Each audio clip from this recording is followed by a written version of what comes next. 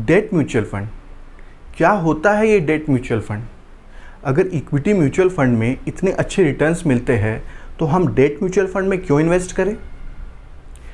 कब हमें date mutual fund में इन्वेस्ट करना चाहिए? क्या इसमें इन्वेस्ट करने के कुछ बेनिफिट्स भी हैं? क्या कुछ रिस्क भी इन्वॉल्व है इसमें इन्वेस्टमेंट करने के? तो चलिए इस वीडियो में आज हम इन सारी बातों को समझेंगे और फिर मैं आपको बताऊंगा कि टॉप 3 डेट म्यूचुअल फंड्स जिसमें आप इन्वेस्ट कर सकते हैं अपने रिक्वायरमेंट के हिसाब से। Hello everyone, I am C Raunak Ram Rai का welcome you all to the channel mind your finance. तो चलिए स्टार्ट करते हैं आज का वीडियो। तो चलिए हम समझते हैं कि डेट म्यूचुअल फंड क्या होता है। तो जैसा कि इक्विटी म्यूचुअल फंड शेयर्स में इन्वेस्ट करती है जहां उसका रिटर्न कंपनी की प्रॉफिटेबिलिटी और मार्केट सेंटीमेंट के ऊपर डिपेंडेंट होता है और जहां रिटर्न कम या बेसी हो सकता है, वहीं debt mutual fund fixed income generating securities में इन्वेस्ट करती है, लाइक कॉरपोरेट बॉन्ड्स। जब कंपनीज लोन लेती है जनरल पब्लिक से तो वो कॉरपोरेट बॉन्ड्स या डिबेंचर के थ्रू लेती है। Number 2 is government securities. जब गवर्नमेंट जनरल पब्लिक से फंड रेज करती है तो वो गवर्नमेंट सिक्योरिटीज़ के थ्रू फंड रेज करती है। Then third is commercial paper. Then fourth is other money market instruments. So अगर कोई फंड इन इंस्ट्रूमेंट्स में इन्वेस्ट करके आपको रिटर्न प्रोवाइड करता है तो उस फंड को हम बोलते हैं डेट म्यूचुअल फंड्स। अब हम समझते हैं categories of debt mutual fund.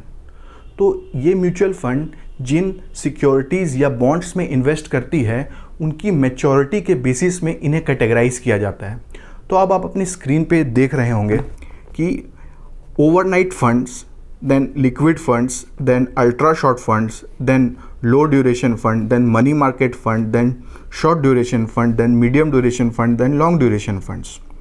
तो जो ओवरनाइट फंड्स होते हैं उसमें जो बॉन्ड्स में इन्वेस्टमेंट होती है उनकी मैच्योरिटी अप टू 1 वीक होती है।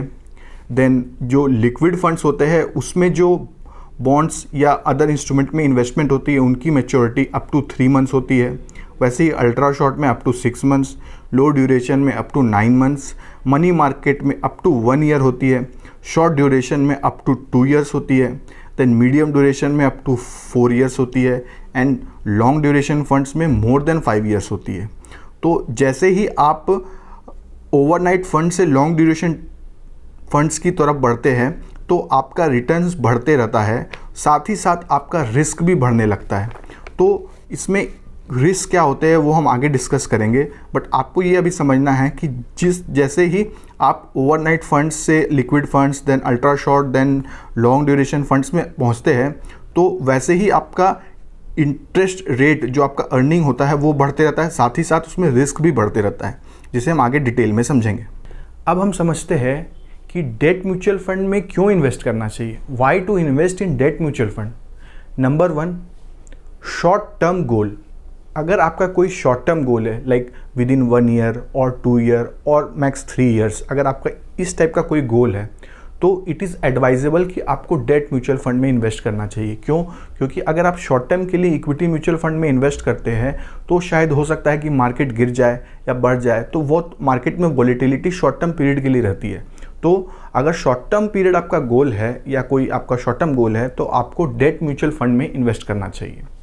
Second, when the market is high, at times market बहुत हाई पे रहती है। अगर मार्केट हाई पे है तो आपको शॉर्ट टर्म के लिए डेट म्यूचुअल फंड में इन्वेस्ट करना चाहिए और आपको वेट करना चाहिए। मार्केट जब फॉल करे या थोड़ा डाउन हो जाए तब आपको डेट म्यूचुअल फंड से पैसे निकाल के इक्विटी म्यूचुअल फंड में स्विच कर देने चाहिए।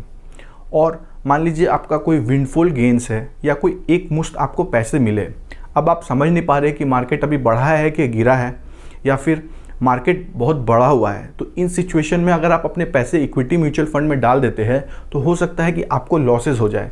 सो इट इज़ एडवाइजेबल कि आप उस सिचुएशन में अपना पैसा डेट म्यूचुअल फंड में डालें और धीरे धीरे SIP के थ्रू इक्विटी मार्केट में अपना पैसा इन्वेस्ट करते रहें। थर्ड सिचुएशन, जब अगर आपको अपने पोर्टफोलियो के रिस्क को बैलेंस करना है। मान लीजिए आप बहुत इक्विटी म्यूचुअल फंड में इन्वेस्ट करते हैं, अब आप चाहते हैं कि थोड़ा आप अपना जो पोर्टफोलियोज़ का रिस्क को कम करना चाहते हैं, तो आप अपने पार्ट इन्वेस्टमेंट को डेट म्यूचुअल फंड में इन्वेस्ट कर सकते हैं। इससे आपका पोर्टफोलियो का रिस्क बैलेंस हो जाएगा और रिटर्न्स भी बैलेंस हो जाएंगे। अब हम समझते हैं benefits of debt mutual funds. So पहला बेनिफिट है कि it is less riskier than equity mutual funds. जैसा कि मैंने आपको बताया कि इक्विटी म्यूचुअल फंड्स शेयर्स में इन्वेस्ट करती है जो कि कंपनीज़ के प्रॉफिट और मार्केट सेंटीमेंट पे डिपेंड होता है, तो वो बहुत ही ज़्यादा वॉलेटाइल होती है, तो वहाँ रिस्क भी ज़्यादा होता है। और debt mutual fund fixed income bearing instruments में इन्वेस्ट करती है, तो उनका रिस्क कंपैरेटिवली लोअर और एवरेज होता है। Second is gives better returns than other fixed income bearing securities like FD.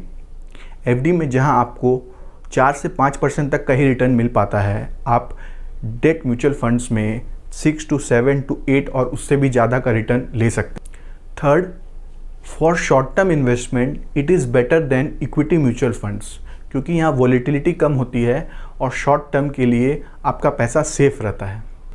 Fourth is tax benefit.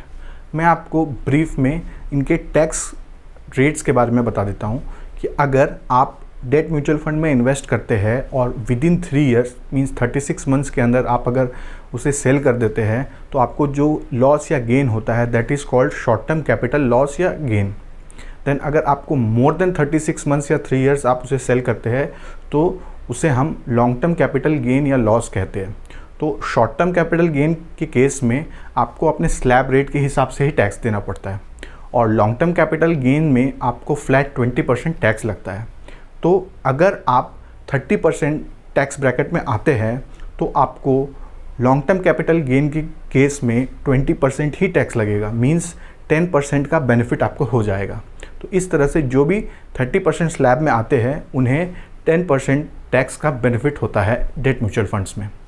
Then fifth is indexation का benefit मिलता है आपको यहाँ पे। इंडेक्सेशन मैं आपको शॉर्ट में समझा देता हूँ कि जैसा कि आप ओवर द पीरियड इन्फ्लेशन होता है, तो इन्फ्लेशन की वजह से आप जो चीज़ खरीदते हैं उसका कॉस्ट बढ़ना चाहिए, तो आपको जो गेन होगा सेल माइनस कॉस्ट, तो आपका कॉस्ट खरीदने वाला प्राइस पे नहीं होगा, वो इन्फ्लेशन एडजस्टेड रेट पे होगा। सो आपको यहाँ पे इंडेक्सेशन का बेनिफिट मिलता है डेट म्यूचुअल फंड में, चाहे वो शॉर्ट टर्म कैपिटल गेन या लॉस हो या फिर लॉन्ग टर्म कैपिटल गेन या लॉस हो। सो आप इसको कैसे समझ सकते हैं कि मान लीजिए कि आप एक एफडी में इन्वेस्ट करते हैं जो कि 6% का रिटर्न आपको प्रोवाइड करता है, और सेम आप 6% का रिटर्न प्रोवाइड करता है डेट म्यूचुअल फंड।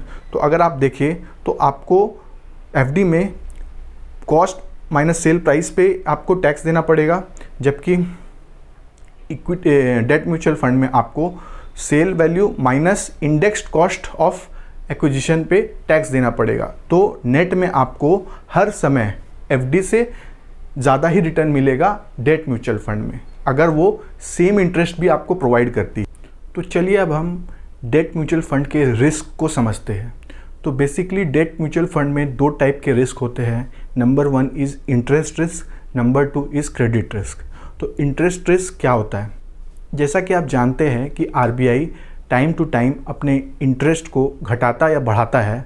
सो अगर मान लीजिए कि अभी आपने एक डेट म्यूचुअल फंड में इन्वेस्ट करके रखा है जो आपको 5% का रिटर्न प्रोवाइड कर रहा है, और थोड़े ही दिन बाद गवर्नमेंट ने अपना इंटरेस्ट रेट चेंज कर दिया है और वो अब 6% का इंटरेस्ट प्रोवाइड कर रही है, तो इस केस में आपको लॉस हो रहा है और ये अच्छी बात नहीं है। बट गवर्नमेंट बहुत फ्रीक्वेंटली अपने इंटरेस्ट को चेंज नहीं करती, वो इंटरेस्ट रेट को धीरे धीरे चेंज करती है और लॉन्ग टर्म के लिए एक ही इंटरेस्ट रेट बना के रखती है। सो अगर आप डेट म्यूचुअल फंड में इन्वेस्ट कर रहे हैं, तो अगर आप शॉर्ट ड्यूरेशन फंड्स में इन्वेस्ट कर रहे हैं तो उसमें आपको इंटरेस्ट रिस्क नहीं होता है। तो जैसे ही आप लो ड्यूरेशन फंड से मीडियम ड्यूरेशन या हाई ड्यूरेशन फंड में जाते हैं तो आपका इंटरेस्ट रिस्क बढ़ने लगता है।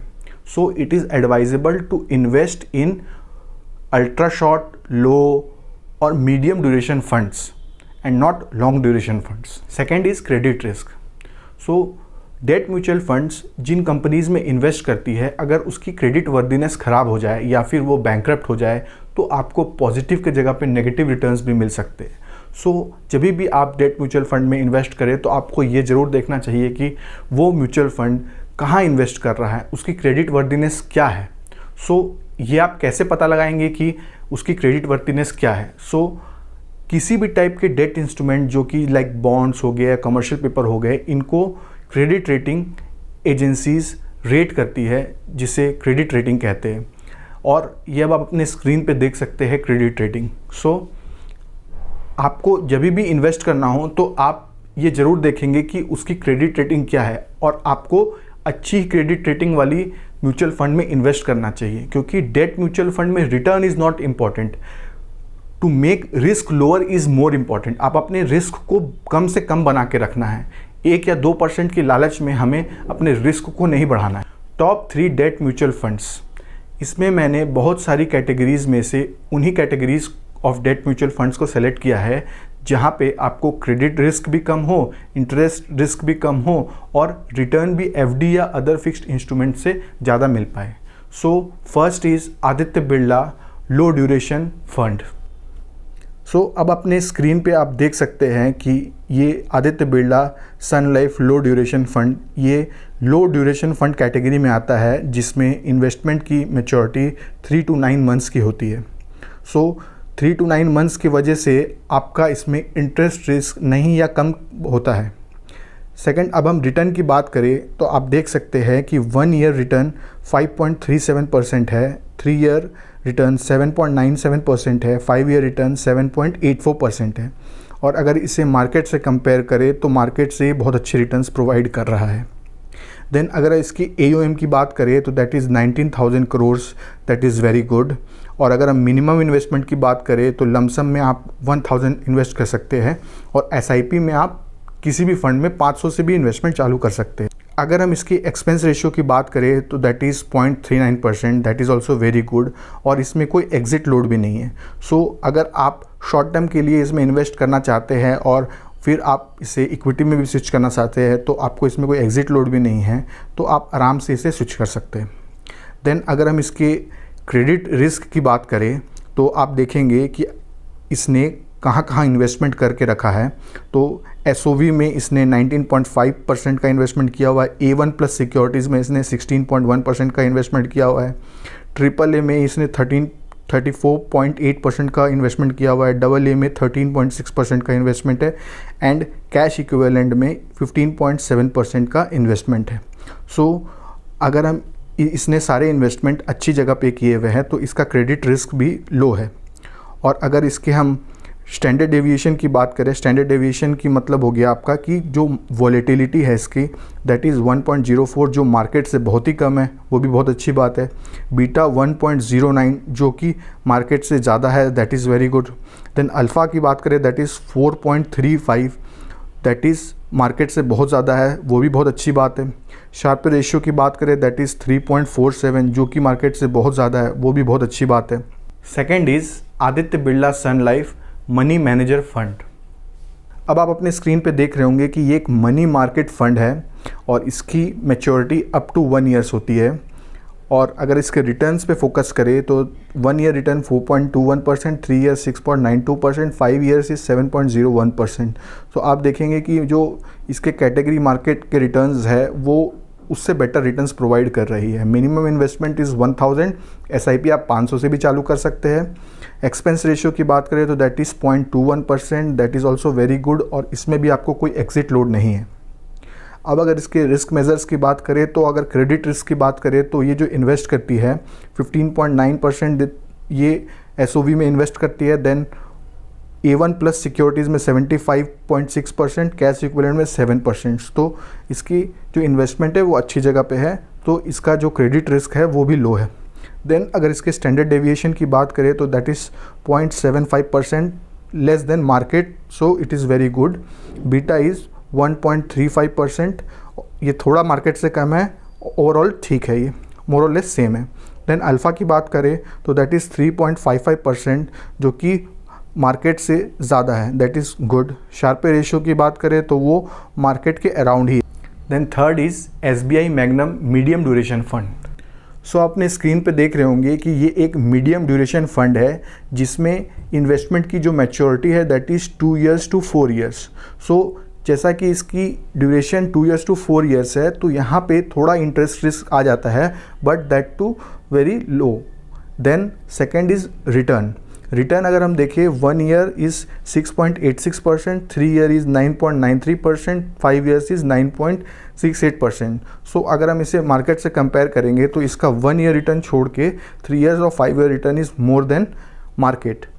और अगर हम इसके एसेट अंडर मैनेजमेंट की बात करें तो that is 9,412 crores, that is very good. Minimum investment is 5,000 rupees और आप इसमें SIP 500 से भी स्टार्ट कर सकते हैं। देन अगर इसकी एक्सपेंस रेशियो की बात करें तो that is 0.68%। Exit load is 1.5% अगर आप पैसे विद इन 12 मंथ्स विड्रॉ करते हैं। तो आप अगर इस फंड में इन्वेस्ट कर रहे हैं तो आपको मोर देन 1 ईयर या उससे थोड़ा ज़्यादा इन्वेस्ट करना चाहिए, जहाँ पे आपको एग्जिट लोड भी नहीं लगेगा।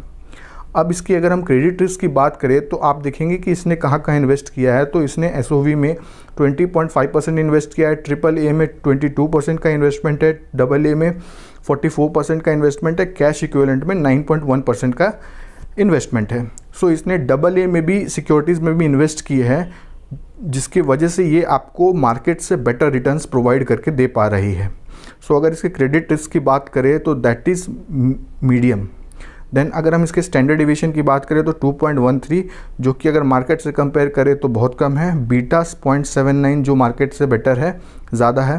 देन अल्फ़ा की बात करें तो 3.58 जो कि मार्केट से बहुत अच्छा है। शार्पे रेशियो की बात करें तो दैट इज़ 2.36 जो कि मार्केट से बहुत अच्छा है। सो एट द एंड अगर आपको ये वीडियो अच्छा लगा हो तो do like, share and subscribe the channel and don't forget to press the bell icon, और बेल आइकॉन दबाते के साथ ऑल का बटन क्लिक कर लीजिए।